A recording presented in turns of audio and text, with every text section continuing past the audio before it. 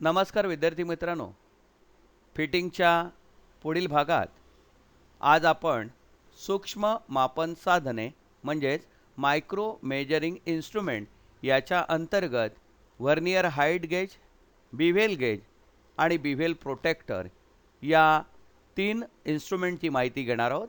यापूर्वी आपण micro measuring instrument या भागामध्ये व्हर्नियर कैवार म्हणजे व्हर्नियर कॅलिपर आणि मायक्रोमीटर ज्याला स्क्रू गेज किंवा स्क्रू प्रमापी असं म्हटलं जातं, या 2 महत्त्वाच्या मायक्रो मेजरिंग इन्स्ट्रुमेंटचा अभ्यास केलेलाच आहे। त्याच धर्तीवर आणखीही मायक्रो मेजरिंग इन्स्ट्रुमेंट आहेत ज्याला मराठीमध्ये सूक्ष्म मापन साधनं असं म्हटलं जातं। याच्यामधली जी पहिली 2 झालेली आहेत ती आहेत व्हर्नियर कॅलिपर आणि स्क्रू गेज किंवा मायक्रोमीटर ज्याला म्हणूया आपण। आणि आज आपण अभ्यास करणार आहोत तो व्हर्नियर हाईट गेज, बिव्हेल गेज आणि बिव्हेल प्रोटेक्टर।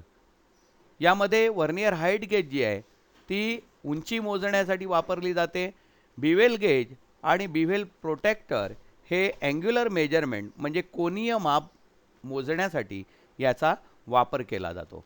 तर मित्रांनो, आता आपण सुरुवात करूया व्हर्नियर हाईट गेजला। व्हर्नियर हाईट गेज इकडे बाजूला तुम्हाला आकृती दिसते। यानंतरच्या स्लाइडमध्ये तुम्हाला आणखी चांगला फोटो आहे ज्यामध्ये तुम्हाला व्हर्नियर हाईट गेज नेमकी कशी आहे ती नीट दिसेल। सध्या आपण ही एक डायग्राम बघूया। याच्यामध्ये व्हर्नियर हाईट गेजचे पार्ट्स दाखवलेत बघा। मुख्य scale, column, fine adjustment screw, vernier scale, bracket, clamping screw, scribing jaw, clamp, base हे भाग जे आहेत ते सर्वसाधारण व्हर्नियर कॅलिपरचे दर्शवले आहेत। बेस म्हटलेला आहे तो पाया आहे ज्याच्यावर ही उभीच्या उभी व्हर्नियर स्केल जी आहे तिचा कॉलम बघा, कॉलम लिहिलेला आहे बघा तिकडे, कॉलम उभाच्या उभा आहे आणि या कॉलमवर मग ही व्हर्नियर कॅलिपर जी आहे ती माउंट केलेली आहे। व्हर्नियर हाईट गेजचे कार्य व्हर्नियर कॅलिपर प्रमाणेच चालते, परंतु याचा चल जबडा वर खाली सरकतो। आता बघा, आपण समजा व्हर्नियर कॅलिपर आडवी धरतो, त्याच्याऐवजी जर व्हर्नियर कॅलिपर उभी धरली तर काय परिस्थिती होईल? तीच परिस्थिती जी आहे तीच म्हणजे व्हर्नियर हाईट गेज। आपण व्हर्नियर कॅलिपर ज्या वेळेला शिकलो त्याच्यामध्ये काय बघितलं आपण की व्हर्नियर कॅलिपरचा जबडा जो आहे तो डावीकडे किंवा उजवीकडे आपल्याला सरकवता येतो। मात्र इकडे व्हर्नियर हाईट गेजचा जबडा जो आहे तो खाली किंवा वर सरकवता येतो, कारण उंचीसाठी आपल्याला हे इन्स्ट्रुमेंट वापरायचे आहे। वर अचूकतेने मार्किंग करण्यासाठी, जॉबची उंची मोजण्यासाठी व्हर्नियर हाईट गेजचा वापर होतो। बघा, जॉबची उंची मोजण्यासाठी या व्हर्नियर हाईट गेजचा प्रामुख्याने वापर केला जातो। म्हणजे आपण आधीच्या भागामध्ये व्हर्नियर कॅलिपरमध्ये काय बघितलं तर जॉ जो आहे तो डावीकडे किंवा उजवीकडे सरकतो, इथे जॉ मात्र वर किंवा खाली सरकतो। आणि मग लांबी किंवा रुंदी किंवा थिकनेस, जाडी हे मोजण्यासाठी व्हर्नियर कॅलिपर वापरलं जातं आणि उंची मोजण्यासाठी मात्र व्हर्नियर हाईट गेजचा वापर केला जातो। याचे भाग base, column, main scale, vernier slide, vernier scale, scriber आणि लॉकिंग स्क्रू असे याचे भाग आहेत। ते आत्ता आपण बघितले आणि आकृतीमध्ये सुद्धा त्या भागांची नावं तिथे दिलेली आहेत। याचा वापर सरफेस प्लेटवरच केला जातो। यासाठी याच्या बेसची खालील पृष्ठभाग तंतोतंत समपातळीत केला जातो। म्हणजेच बघा, आपल्याला ज्या वस्तूची उंची मोजायची आहे ती वस्तू आणि ही हाईट गेज ही सरफेस प्लेटवर ठेवली जाते। याआधी आपण सरफेस प्लेटचा अभ्यास केलेला आहे। सरफेस प्लेटचा प्रामुख्याने गुणधर्म काय की सरफेस प्लेट ही अतिशय गुळगुळीत आणि समपातळीत असते, ज्यामुळे त्या सरफेस प्लेटवर वस्तू ठेवून जर मोजमाप केलं तर ते अतिशय अचूक असतं। त्यामुळे मोजमाप करण्यासाठी या सरफेस प्लेटचा वापर केला जातो। तर ही व्हर्नियर हाईट गेज जी आहे ही सरफेस प्लेटवर ठेवून त्याचं मापन केलं जातं। टेबल, खुर्ची, स्टूल अशा ठिकाणी ठेवून त्याचं मापन केलं जात नाही। यासाठी त्याच्या बेसचा खालील पृष्ठभाग तंतोतंत समपातळीत केला जातो। अर्थातच आपल्याला हे जे इन्स्ट्रुमेंट आहे ते मायक्रो मेजरिंग इन्स्ट्रुमेंट आहे, सूक्ष्म मापन असल्यामुळे अगदी सर्व गोष्टी या तंतोतंत त्याच्या बघाव्या लागतात। त्याचप्रमाणे बेस जो आहे समपातळीत केला जातो, थोडासा सुद्धा खडबडीत किंवा खालीवर नको. वर कॉलम उभा केलेला असतो, हा उभाच्या उभा कॉलम आहे तो. कॉलमवर मेन स्केलची रचना केलेली असते आणि सरकता जबडा कॉलम वर खाली होत असतो. मी तुम्हाला मगाशीच सांगितलं की फक्त डोळ्यासमोर आणा की आपली जी आधी शिकलेली वर्नियर आहे तीच उभी केली तर काय होईल, तेच दृश्य हे या वर्नियर हाईट गेजमध्ये तुम्हाला बघायला मिळेल. हा जबडा जो आहे तो कॉलम आहे, कॉलमवर मेन स्केल आहे, मेन स्केलवर वर्नियर स्केल बसवलेली आहे आणि मग तो जॉ जो आहे तो वरखाली आपल्याला करता येतो. तसेच स्क्रायबर ही यावरच असतो. इथे मात्र स्क्रायबर ठेवलेला आहे जो स्क्रायबिंग करण्यासाठी त्याचा उपयोग केला जातो. ज्यावेळी मेन स्केलचा 0 व वर्नियर स्केलचा 0 जुळलेले असतात त्यावेळी स्क्रायबर सरफेस प्लेटला स्पर्श करतो. म्हणजे ज्या वेळेला दोन्ही रीडिंग म्हणजे वर्नियर स्केल आणि मेन स्केल हे कोइन्साइड होतात, 0-0 कोइन्साइड होतात, त्यावेळेला हा जो स्क्रायबर आहे तो सरफेस प्लेटला स्पर्श करतो. म्हणजे हे इंडिकेशन आहे ज्यावेळेला स्क्रायबर हा ज्यावेळेला सरफेस प्लेटला स्पर्श करतो त्यावेळेला वर्नियरचे दोन्ही स्केल जी आहेत ती 0-0ला असतात, हे इंडिकेशन आहे. वर्नियर हाईट गेज माप मोजण्यासाठी जी पद्धत आहे ती वर्नियर कॅलिपरप्रमाणेच असते. मी मगाशी तुम्हाला सांगितलं की वर्नियर कॅलिपर जी आहे ती वर्नियर कॅलिपरच आहे, फक्त वर्नियर कॅलिपर आपण आडवी धरतो. ही वर्नियर कॅलिपर जर उभी धरली, वर्टिकल धरली तर जे काही तयार होतं त्याला वर्नियर हाईट गेज असं म्हटलं जातं. बाकीची सगळी मापन पद्धती, त्यानंतर वर्नियरची रचना जी होती त्याप्रमाणेच वर्नियर हाईट गेजची सुद्धा रचना आहे. तर मित्रांनो, आपण आता पुढच्या स्लाईडमध्ये नीट याचा फोटो बघूया, म्हणजे तुमच्या मनामध्ये या वर्नियर हाईट गेजबद्दल काही शंका असतील तर त्या आता दूर होतील. परत बघूया आपण एक स्लाईड. बघा ही स्लाईड क्लिअर कट तुम्हाला दाखवते की वर्नियर हाईट गेज कशी असते. याच्यामध्ये आडवाच्या आडवा खाली जो आहे तो बेस आहे, उभा कॉलम आहे, कॉलमवर वर्नियर मेन स्केल आहे आणि मेन स्केलवर वर्नियर स्केल आहे आणि सर्व पार्ट जे मगाशी आपण बघितले त्याप्रमाणेच या वर्नियर स्केलचे आहेत. ही वर्नियर हाईट गेज आहे. रचना वर्नियर स्केल सारखीच असते. परत एकदा सांगतो, आता जर तुम्ही बघितलं तर तुमच्या लक्षात येईल की आडवा बेस आहे, हा बेस सरफेस प्लेटवर ठेवला जातो. त्यानंतर उभा कॉलम आहे, या कॉलमवर मेन स्केल आहे आणि मेन स्केलवर वर्नियर स्केल बसवलेलं आहे आणि वर्नियर स्केल जे आहे ते वर खाली मेन स्केलवर स्लाईड होत असतं, उंची मोजण्यासाठी उपयोग केला गेल्यामुळे. ओके, याच्यानंतर आपण आता पुढच्या सूक्ष्म मापन साधनाकडे वळूया.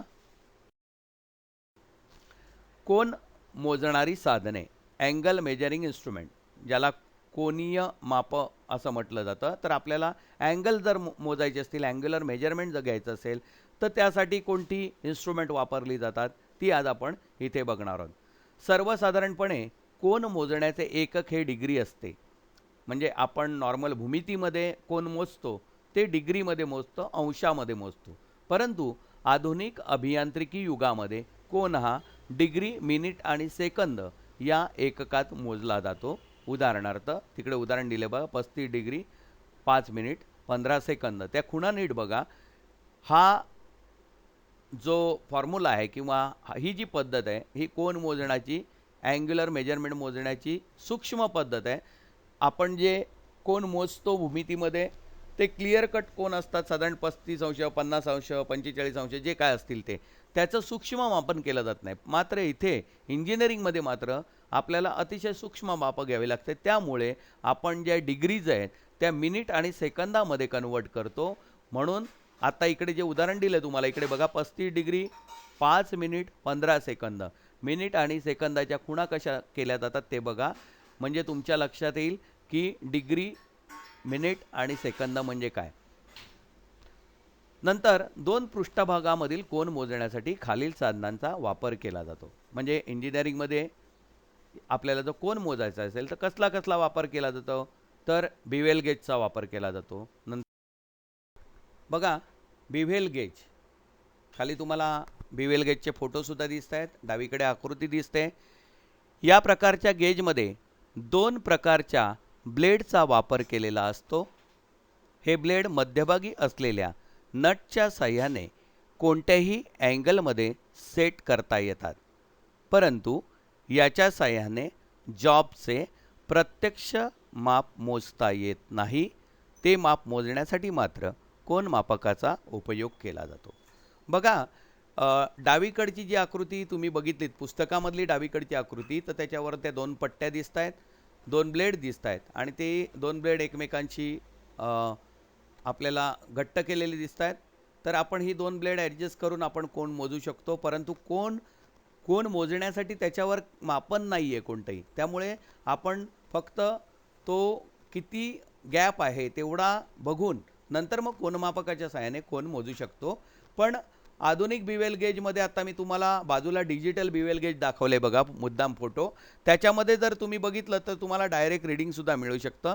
इकडे तुम्हाला उजवीकडे जो फोटो आहे तो तुम्हाला बिवेल गेजचाच फोटो आहे आणि त्याच्यामध्ये तुम्हाला रीडिंग आलेलं दिसतंय बघा. त्याला डिजिटल बिवेल गेज म्हणतात. आणि हे जुने जे दाखवलेले आहेत तुम्हाला, हे ट्रॅडिशनल यापूर्वी वापरात येणारे बिवेल गेज आहेत ते आहेत. तर बिवेल गेजचा वापर सर्वसाधारणपणे हा कोन मोजण्यासाठी केला जातो, परंतु इनडायरेक्ट मेजरमेंट म्हणजे डायरेक्ट मेजरमेंट होत नाही, तर इनडायरेक्ट मेजरमेंट होते. परंतु आत्ताच्या बिवेल गेजचा विचार केला तर आपल्याला डिजिटल बिवेल गेजनी मेजरमेंटसुद्धा करता येते. या बघा नीट आकृत्या, म्हणजे तुमच्या लक्षात येईल. हे बिवेल गेजच्याच आकृत्या आहेत किंवा फोटो आहेत. प्रत्यक्ष बिवेल गेज कशी असते ही तुम्हाला या फोटोवरनं आणखी क्लिअर होईल. डावीकडचा फोटो आहे, याच्यामध्ये तुम्ही जो स्क्रू आहे त्या स्क्रूच्या साह्याने तुम्ही ब्लेड सेट करू शकता आणि अँगल कितीचा आहे ते गॅप जो आहे तो बघू शकता आणि मग कोनमापकाच्या साह्याने तो अँगल व्हेरीफाय करू शकता.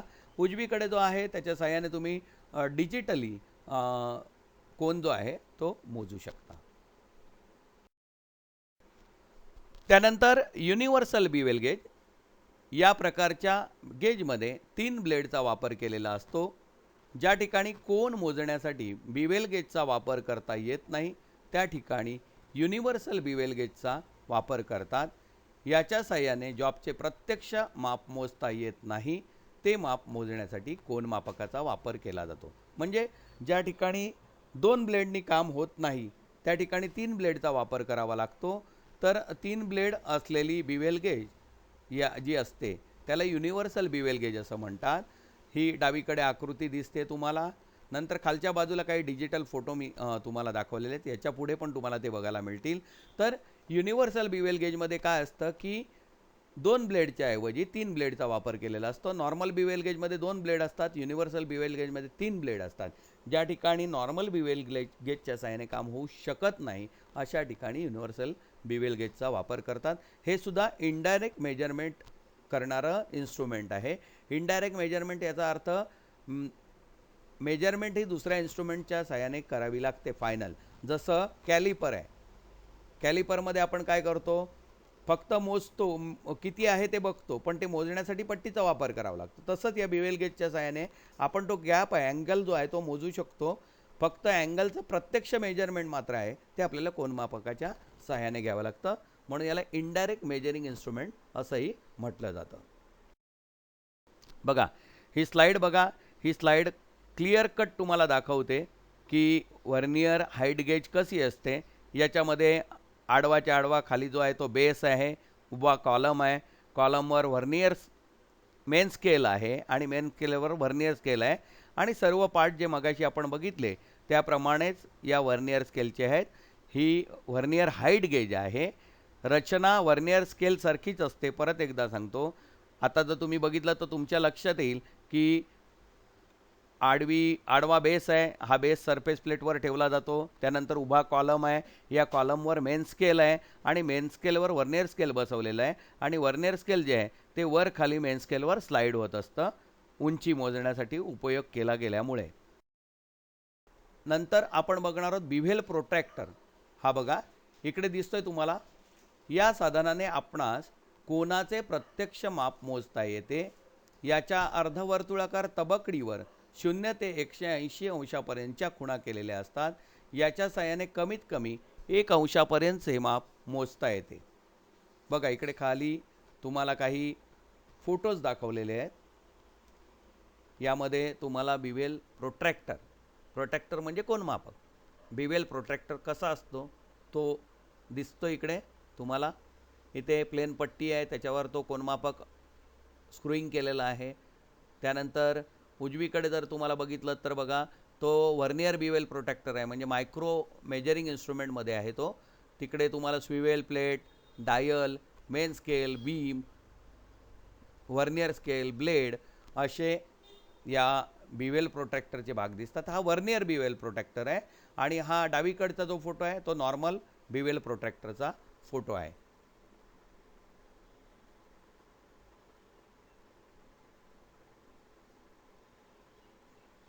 तर मित्रांनो, हा सूक्ष्म मापन साधनं हा जो भाग आहे तो तुम्हाला कळला असेलच आतापर्यंत. यामध्ये ही जी मेजरिंग इन्स्ट्रुमेंट आहेत, मायक्रो मेजरिंग इन्स्ट्रुमेंट, ही साधारणपणे फिटिंग विभागामध्ये वापरली जातात. डायमेकिंग आणि फिटिंग विभागामध्ये मुख्यत्वे करून याचा वापर केला जातो. टूल इंजिनिअरिंगमध्ये किंवा टूल रूममध्ये सुद्धा या सगळ्या इन्स्ट्रुमेंटचा वापर केला जातो. ही सगळी इन्स्ट्रुमेंट जी आहेत, मायक्रो मेजरिंग इन्स्ट्रुमेंट, ही सूक्ष्म मापन करण्यासाठी वापरली जातात. ही सर्व इन्स्ट्रुमेंट ही अतिशय महागडी असतात आणि त्यामुळे या इन्स्ट्रुमेंटची निगा आणि काळजी अतिशय चोखपणे आणि योग्य प्रकारे घ्यावी लागते.